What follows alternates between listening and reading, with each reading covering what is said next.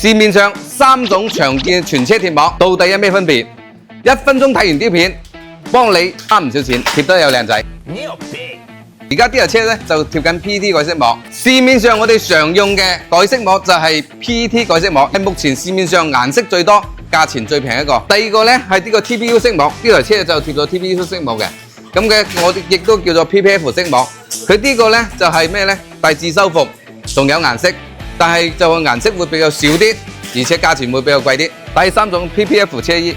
佢主要兩個，第一個係全透明嘅，第二個係啞光嘅。佢保護力咧係3隻當中最強嘅，但係佢冇顏色揀。咁3隻膜當中點揀呢？如果你部係新車咧，咁你貼 PPF 又唔想揀顏色嘅話，咁如果你話想花費啲又要揀顏色嘅話，咁你就選擇 PT 嘅色膜。咁呢隻顏色比較多啦，600幾個。咁如果你話又想有效果又有質量嘅，咁你貼 TPU 嘅色膜。咁呢隻顏色咧比較新，穩定性唔係特別高。但係佢俾到你嘅質感咧，係3隻當中最好嘅。